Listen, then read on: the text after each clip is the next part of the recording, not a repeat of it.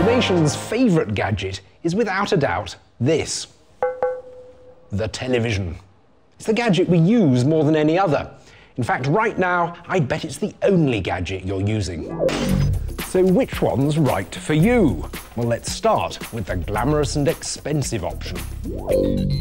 Plasma turned the telly from a box in the corner into an object of lust. Despite the big picture up to 61 inches on the diagonal, they're magically slim and a great way of showing off to your mates. But you could end up spending a lot of money for a picture that's worse than the one on your old TV. Even cheap plasmas aren't cheap. They start at about £2 for this 42-incher. Here's another one, same size, £2.5 And it's these bottom-of-the-range sets that tend to show the worst problems. To find out why, we need to take a closer look.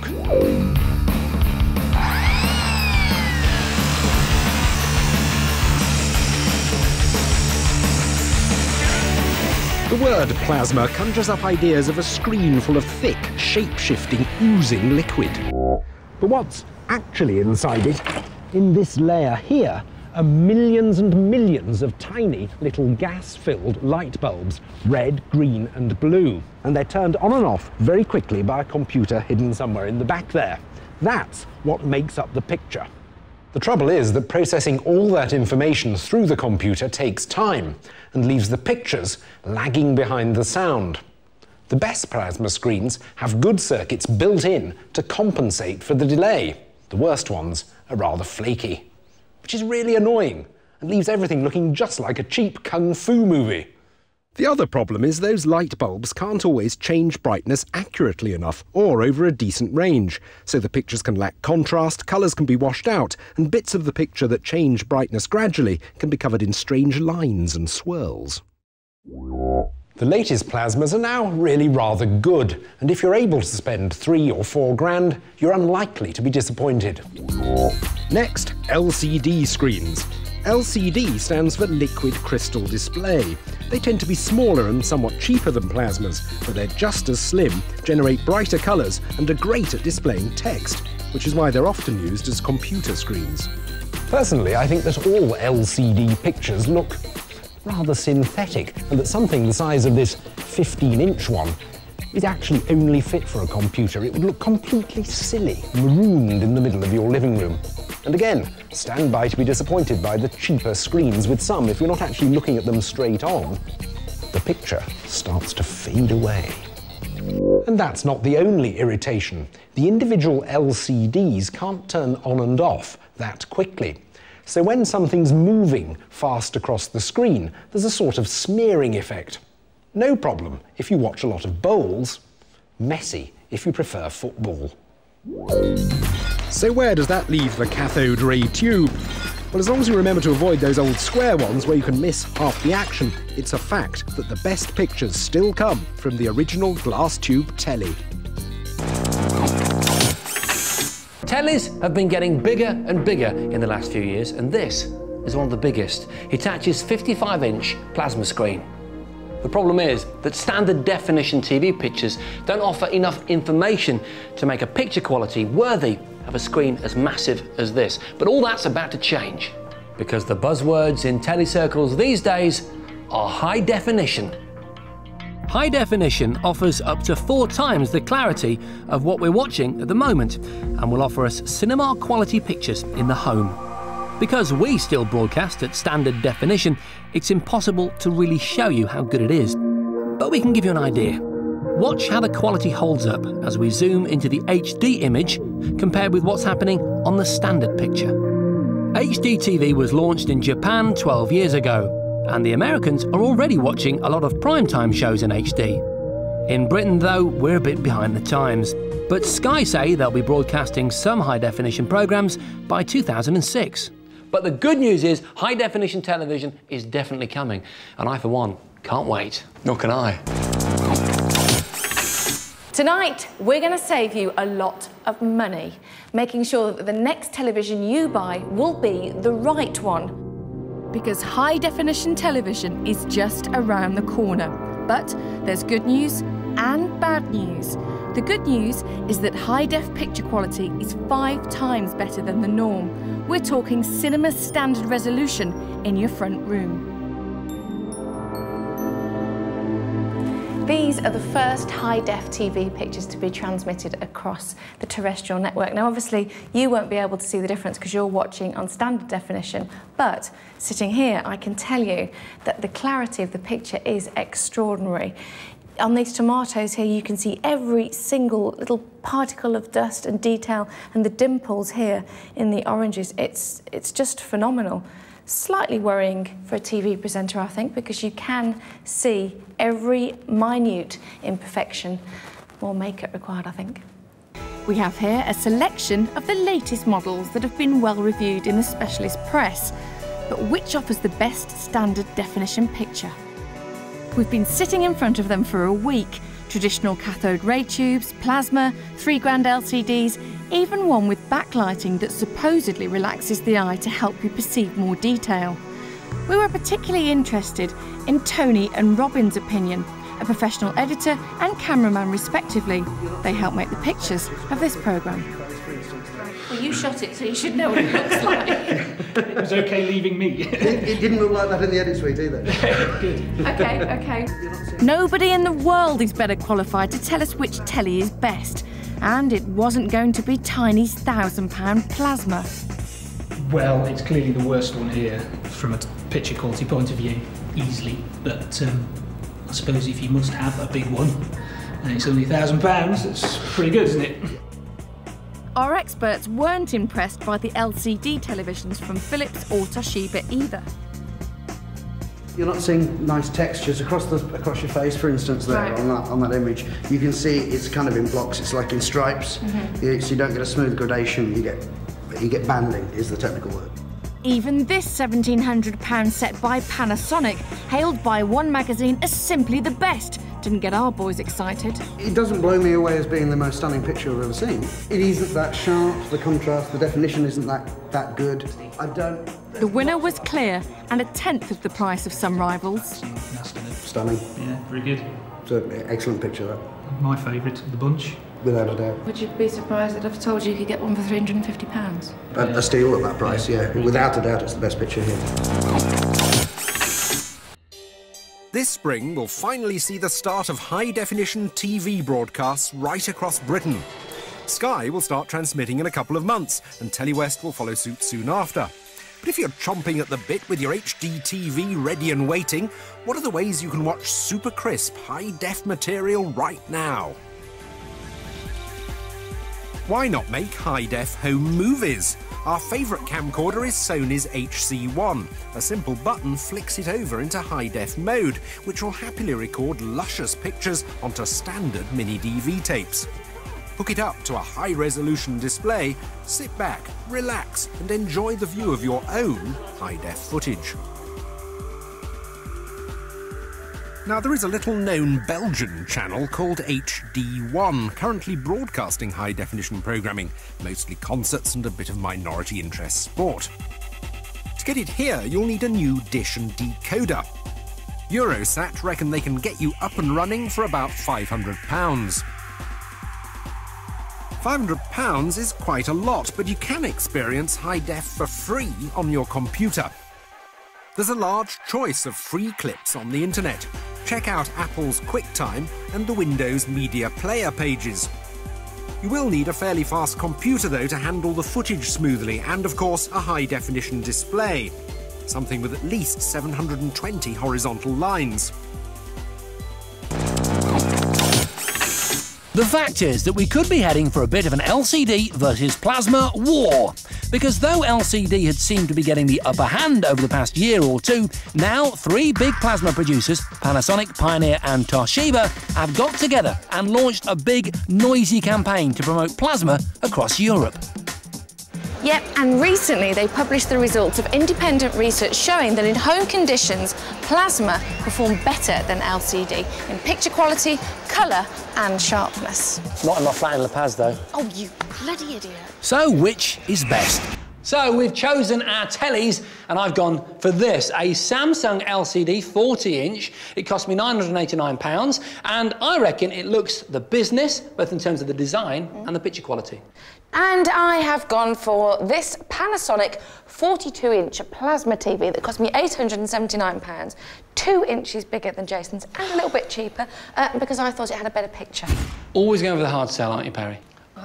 Well, I think what's fair to say, something that we might agree on, is that these two TVs represent the best value for money if you're looking for an over 40-inch flat-screen TV that's under £1,000. Exactly. Yeah? But how to test them?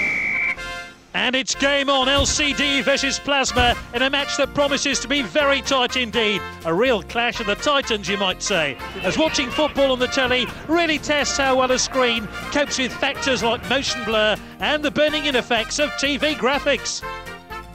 Come down, look at mine. Come and look at the Plasma. Remember, this isn't about which of the two presenters you like most, because obviously I would win.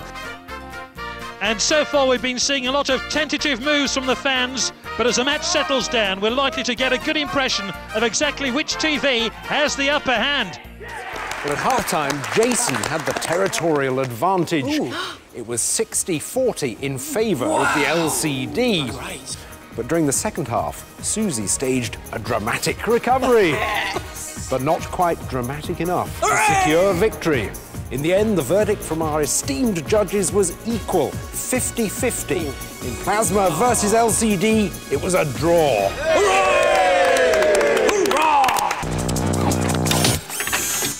This is the rather expensive Pioneer Curo. According to the specialist press, it's the best high-def TV you can currently buy. Its 50-inch screen automatically changes brightness depending on the ambient light in the room, so you always get the best picture. It also prides itself on the richness of its black tones, which Pioneer reckon is the key to sharp detail. We'll be judging it against this, a 47-inch Philips HD TV, which is far cheaper. It can be yours for just under £1,000. It boasts technology that supposedly makes motion even smoother than in the cinema and corrects any breakup in the digital picture signal for the ultimate clarity. To test the screens side by side, we've built this special viewing wall. You'll note we have 2 TVs but 3 windows, and that's because behind the third window will be real life. Steen here is a professional statue.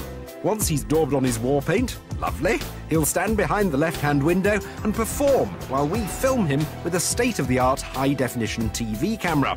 This image will then be fed into the 2 televisions using HDMI cables. The challenge will be for us to look at the images in window number 2 in the centre and window number 3 on the right to see how well each of them can replicate real life. Blindfolds off. Wow, what an extraordinary image. We'd already been told that Steen would be behind window number 1 on the left, and quite frankly that was very obvious as soon as we sat down. The remarkable thing is how 3D reality looks. Yeah. But we had no idea which TV was behind windows 2 and 3. Now it's a question of which of those 2 screens most closely looks like reality. If I was a pop video director, OK? Yes. And I had my 80s pop star in a bright orange-red wig, I'm assuming it's a wig, I would want to see him or her on the 3rd screen. Absolutely. You know, because that colour comes out. It comes alive on screen 3, definitely, whereas it's a bit subdued, a bit dull on screen 2. But I think we ought to have a look at how movement is handled. Very good point. Sir, could you unfreeze and give us some movement? Ah. Oh, how interesting. Yeah. Instantly you see the difference between reality and virtual reality. Look at the hair on screen 3, John. It's alive. It's alive, isn't it? It's almost 3-dimensional as the light plays through all the hair fibres. Screen 2 is giving a more sort of shuttered effect, isn't it? You're getting more a stepped movement. Talking of 80s pop stars, though, those moves are very T'Pau. Yeah. So, I mean, for me, screen 3 is the one that's closest to reality and must be, if there's any rightness and justice in this, the most expensive screen. Screen 2 is the much cheaper screen, and screen 1 is the real thing. We were absolutely right. Screen 2 was the cheaper Philips, and Screen 3 was the expensive Pioneer. But despite being 3 times cheaper than the Pioneer, the Philips wasn't 3 times worse. The pricier TV was definitely closer to reality, but our budget model did offer a perfectly adequate high-definition image. This is the Conative portable 3D display, and you can watch really good 3D footage without having to wear any silly glasses. It's all down to something called lenticular autostereoscopic 3D technology. A normal 2D image is run through a computer which works out how far each pixel would be from the viewer. It then plays back that information and the 2D image at the same time, tricking your brain into seeing a 3D picture. Jace, this is a really great idea, but you can't possibly win this challenge. It's not really portable, is it? You've got to try, haven't you? OK, you'd be unlikely to take this on a train, and with all the attention we were getting for our 3D TV, it was clear we'd broken the second rule about not disturbing fellow passengers. We'd lost the challenge outright, but I still reckon we brought along the coolest bit of tech, 3D TV. Watch out for it. It's our very near future.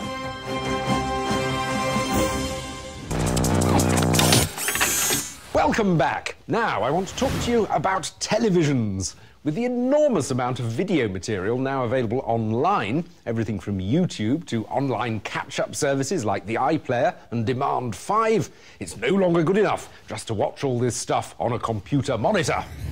The new kids on the block are internet-enabled TVs. TVs with the ability to access the sort of internet you'd normally need your computer to get at.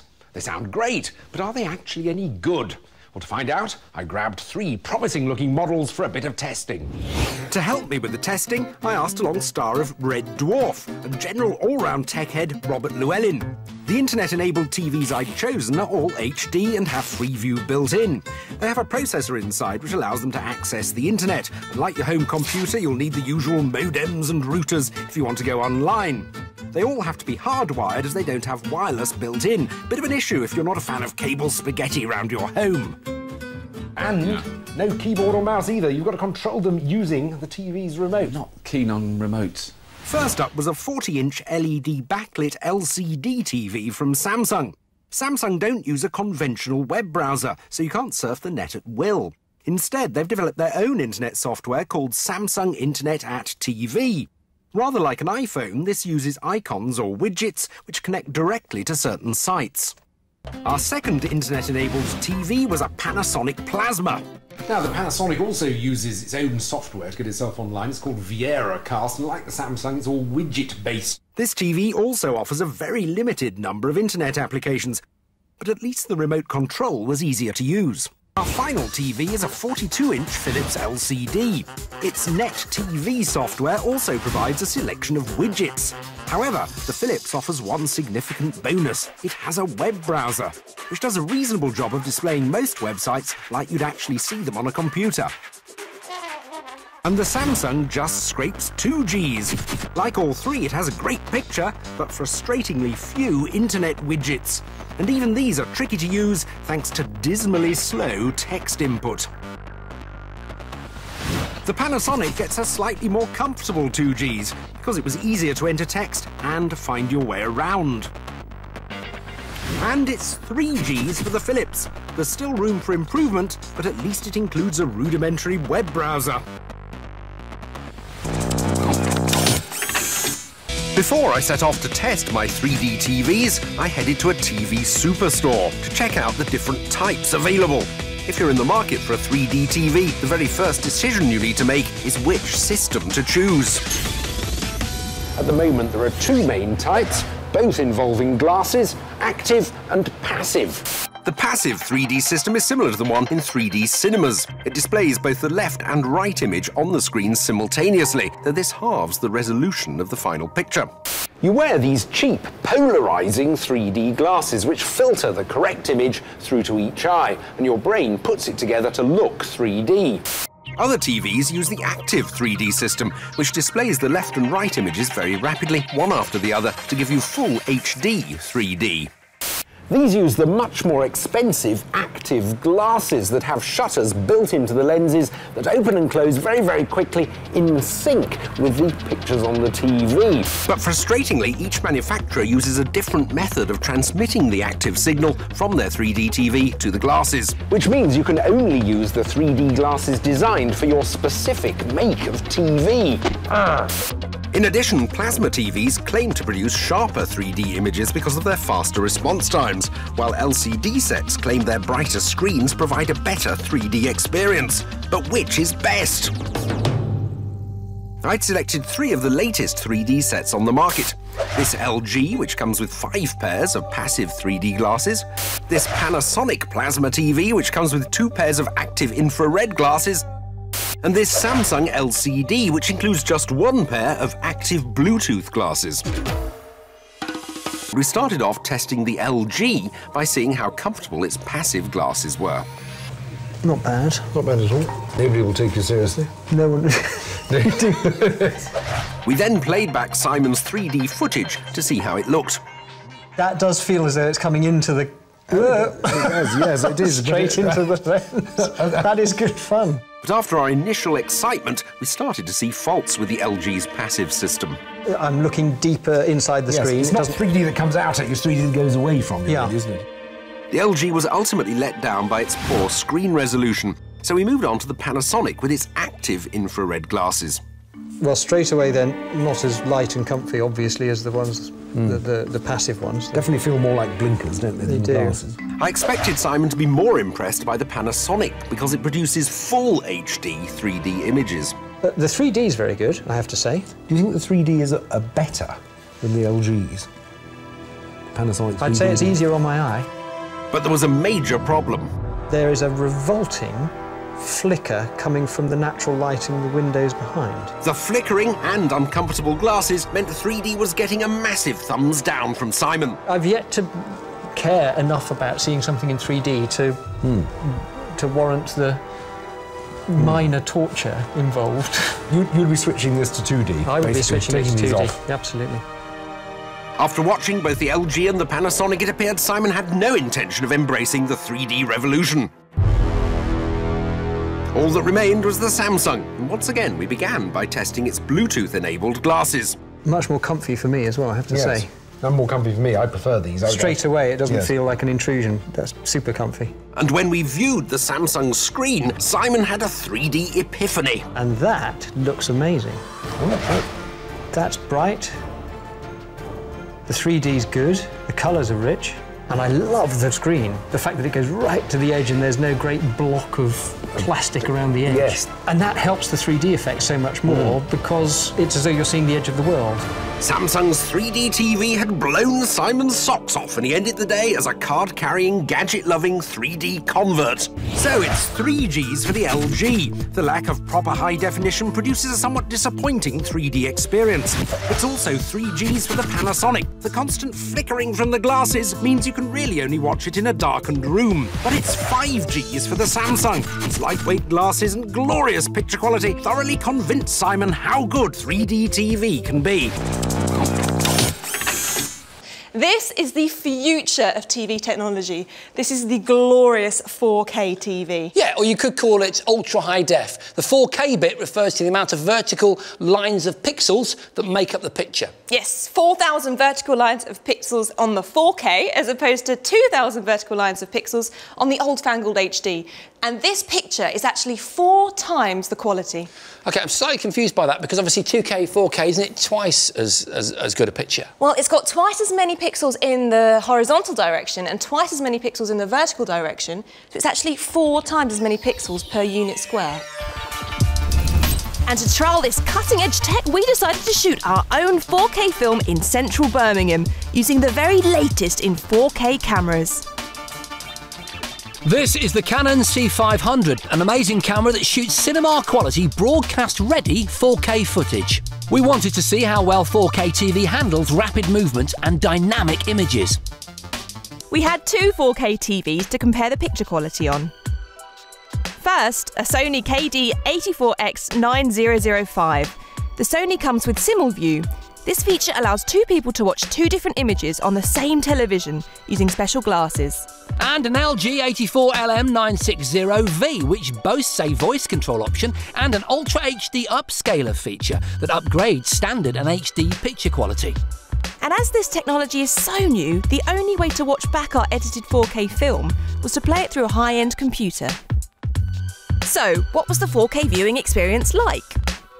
Well, I mean, the first thing is that we're clearly witnessing a significant evolution in picture quality, don't you think? Absolutely, and you can just see every little detail. Even against the flowers, Chris's very bright orange is still very clearly orange, and they're clearly red and clearly yellow. So you're not getting that sort of merging of colours that you get on lower resolutions. You can see every grain of hair on your bald head.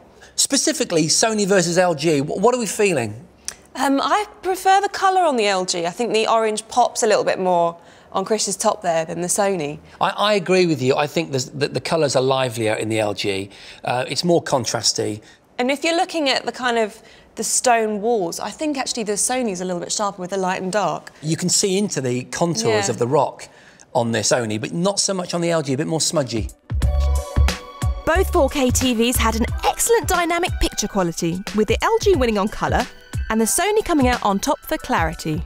At the moment, 4K TVs aren't really consumer ready. There's not much out there to watch, and they cost tens of thousands of pounds. But these TVs are the way of the future once the price drops.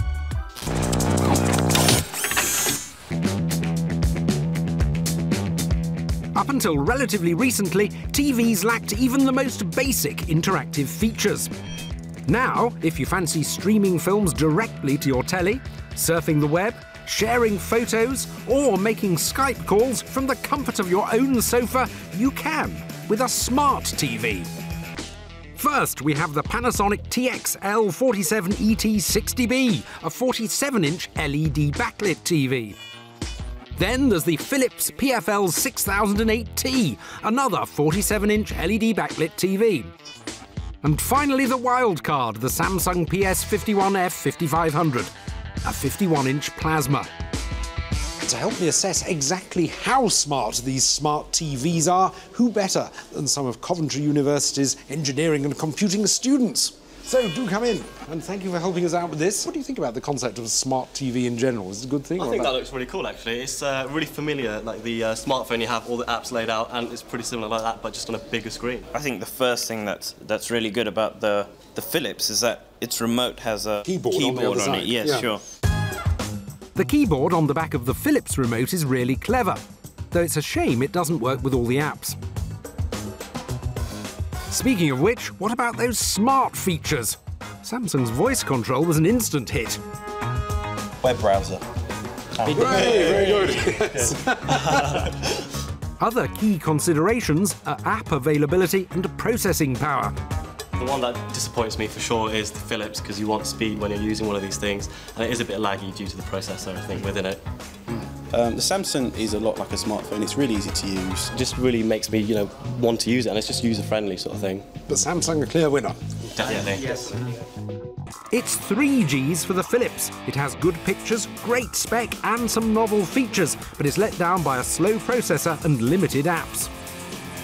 It's 4 Gs for the Samsung. Sadly, the extra 4 inches in screen size couldn't make up for the Plasma's slightly dimmer picture, but we couldn't fault its smart features. And it's 4 Gs for the Panasonic. It's an awesome package, only let down by a slightly disappointing interface and, again, limited apps.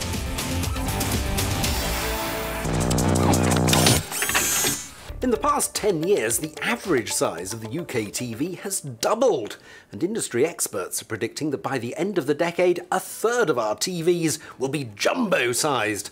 That's with screens of more than 43 inches. Top model supersized TVs of 60 inches and more cost well over an eye-watering £2,000. But there are models further down the price range. The question is, are they any good? To find out, I'm going to give 3 supersized televisions some serious audiovisual scrutiny. My first grand goggle box is a 60-inch Samsung Plasma. It's packed with smart features, including voice recognition. Next, a Finlux LED backlit TV, which at 65 inches has one of the largest screens in its price range. And finally, the most expensive of our trio, a 60-inch Sharp that's also an LED backlit LCD. I'll be testing their power consumption, smart features, and of course that all-important picture and audio quality. So with each TV in turn, starting with the Samsung, I'd like you to find a recent complete episode of The Gadget Show and then a clip from Oddbox. Right, 5 on demand. Okay. Here we go, here we go, here we go, here we go. The Samsung also comes with a smart hub that organises content and voice recognition for verbal commands. Newsbeat's Odd Box. Though we found this a bit hit and miss. Newsbeat's Old Box? It doesn't like odd, it won't do odd. This is not in its vocabulary for some reason. And we had to use the smart remote instead. Okay, good. Who's that handsome bald chap on there? Which gets us to 5 minutes 50. So let's try the same with the Finlux. Okay. And immediately a much sparser interface. The Finlux has a range of apps, but the only catch-up service is BBC iPlayer.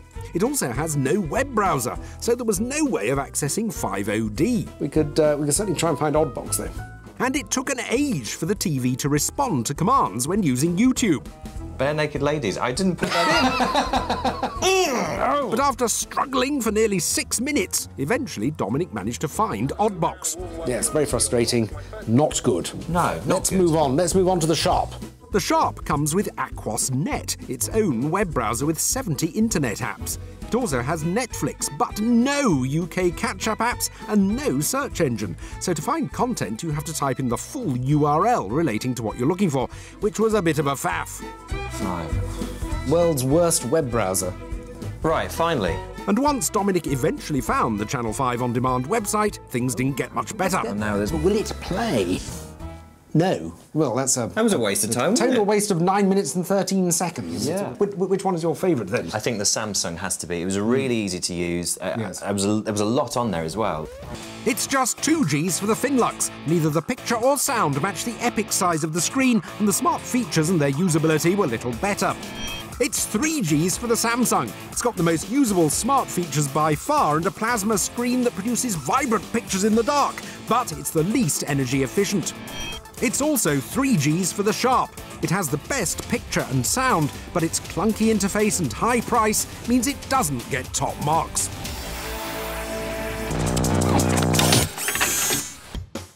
Back in the studio, we intended to use Otis's footage to contrast and compare a curved TV and a flat screen one.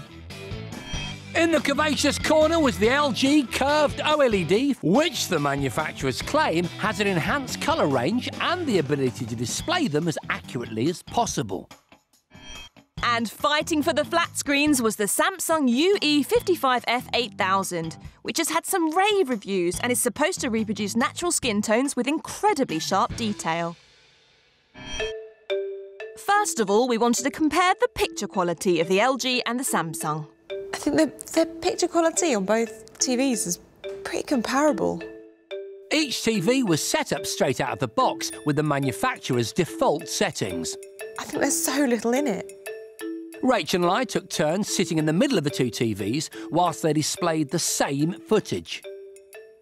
It's a really cinematic image on the LG, isn't it? Whereas it's a sharp digital image on the Samsung. Interestingly, I think for different colours, they have a different effect. So for the blacks and the whites, the LG is far superior to the Samsung for me.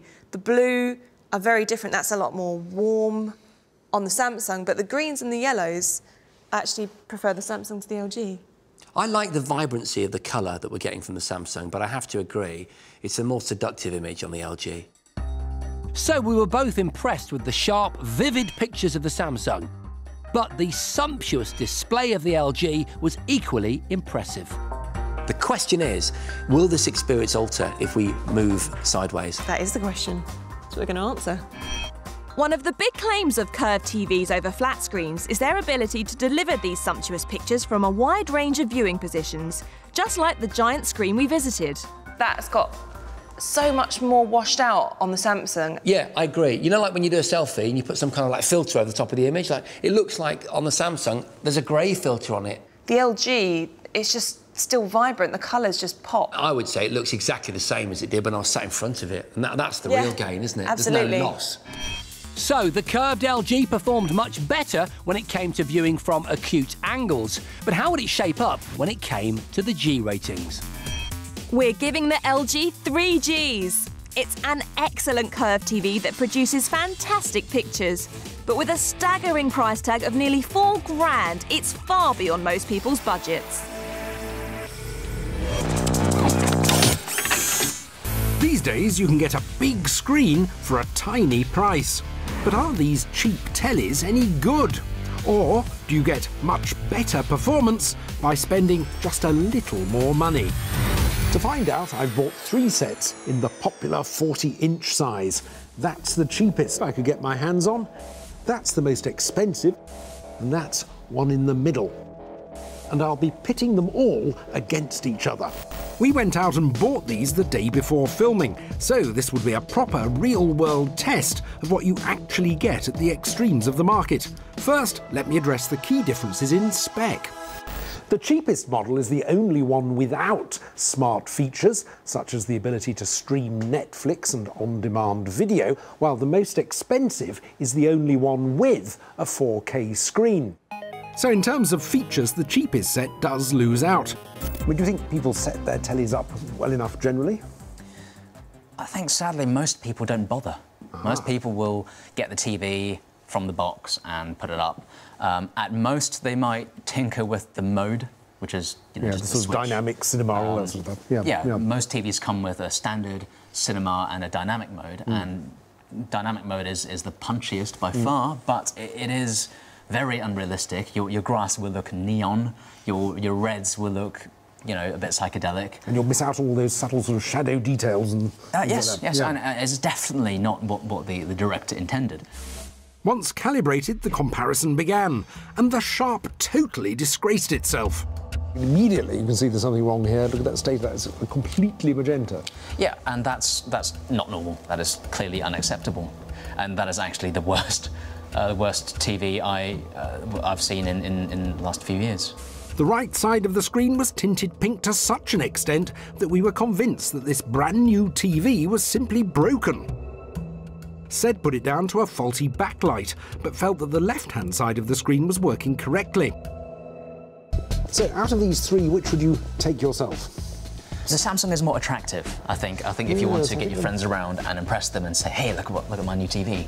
But I think I would go for the Panasonic. That looks a bit more natural. So, the expensive Panasonic was the best all-rounder. But I reckon the £350 Samsung was incredible value for money.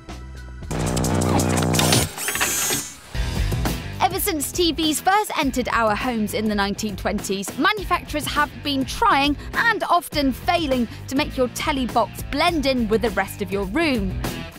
We've even seen TVs so thin that they're bendy. That's cool. Yeah. That's cool. It's clearly tough to hide the massive screen in your room, but the new set I'm about to unbox might have nailed it.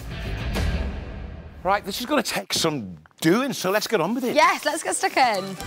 So this is the brand new TV from Samsung. It's called the Frame, and it claims to be the most beautiful TV that you have never seen. Oh gosh, there's lots of bits going on here. Do you need a hand, kids? No, we're all right, thanks. All right. Let's get it down here.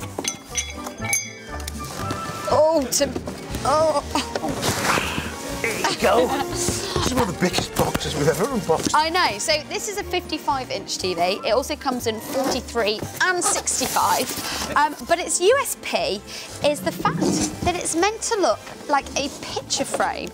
Oh gosh, it's heavy, isn't it? It is. How much is it anyway, George? So this one is £2,000 for the 55-inch, but the beauty of it is that you know how most TVs look pretty ugly when you're just up in your living room? When we turn this on to standby, it turns into a beautiful piece of artwork. Wow, that does look like a picture. £2,000 is cheaper than a Turner Seascape. It really is, and it also has a brightness sensor in it. So if we dim the lights now... Dim the lights. Hopefully, we'll also see the image quality change, so it doesn't look like it's... There you go. Yeah. It doesn't look like it's glaringly obvious like a TV. It sort of just looks like genuinely like a piece of artwork. Which is quite impressive. That looks OK. I really like it, especially if you hang your telly, you know, like above your sort of mantelpiece, or it sort of takes centre stage in your lovely cream room. This sort of blends in a lot better. You can also change the artwork, so you don't have to go with just the one that they give you. There's loads of different ones you can choose from. You can upload your own if you wanted to. Let's actually look at the picture quality of the TV. So this is some footage that we've preloaded, and it's a lovely 4K HDR TV. What do you think? I think the frame concept works really, really well. I'm a fan. I'm not a big fan of having your telly on the wall. I've always had it in the corner of the room, but that could easily change my mind. I think it's very effective. I actually want even more definition. I want an 8K version. and I also want almost a depth effect so you can see the physical brush strokes. It's so demanding, isn't it? Nice looking screen, huh, Georgie? But it's not a TV, right? It's not a TV, no. It's a short throw projector. How short? 6 inches. And even though we're in quite a light room here, it's still performing really, really well. Just like a high quality TV, but without the eye strain that you get from a light emitting television. Absolutely. Now, Hisense did produce one of these projectors last year, but it only had 2 lasers. This one has 3 lasers, which means it can produce any single colour in the known universe. Except maybe my jumper. It's unique, this jumper. Yeah, it's not really a colour though, Georgie, it's more of a feeling. Next, it's time to check out LG's vision of the telly future. Every year, one of the tech giants rolls out its showstopper, and this year, it's LG, who have quite literally rolled out their showstopper. Yes, I do see what you've done, because it's a rollable TV.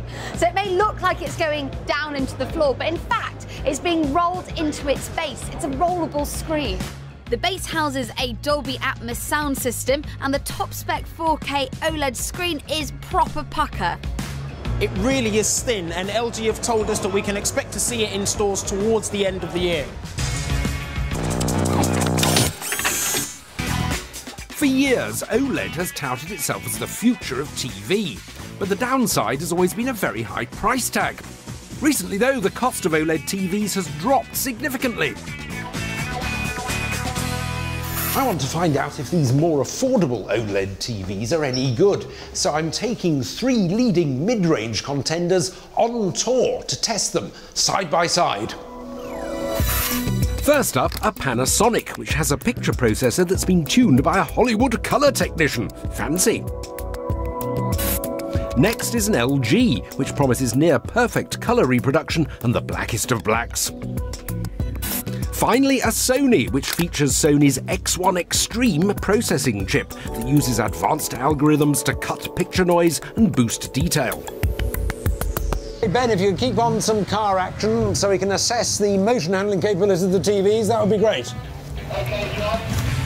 Manufacturers have tried to combat the problem of motion blur with various image processing techniques that artificially add extra frames between the original ones.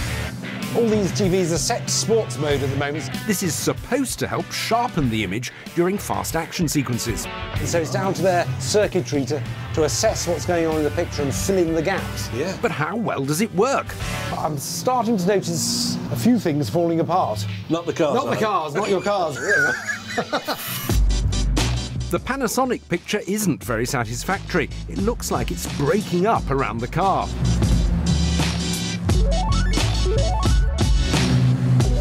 And the LG isn't doing much better, with a very smudgy image. Isn't clear. No, oh no, that's really lost quite a lot there. Yes. And the Sony's picture is a blurry mess too. I've got a feeling this time the Sony's actually not coming out quite as well as the other two. I'm now leaning towards this. The Panasonic's being better. I really am enjoying that one, yeah. I think that's a very good picture. I'm starting to think this motion processing makes the pictures look worse rather than better, so I'm going to turn it all off and have another look. Right, now we've got all the motion smoothing circuitry off. Yeah. So let's have a look and compare. And immediately Keith can see the difference across all of the screens. I think that is really good. It's not juddery or anything, it's nice and smooth. Would you actually prefer it? Do you know what? I think I do. I prefer it with it off. I prefer it with it off. Really? So which one would you choose out of the 3? OK. Panasonic will get gold for me. Excellent. All right. Thank you. Well done, Panasonic! But because the Sony won 2 out of the 3 tests, it's the winning OLED.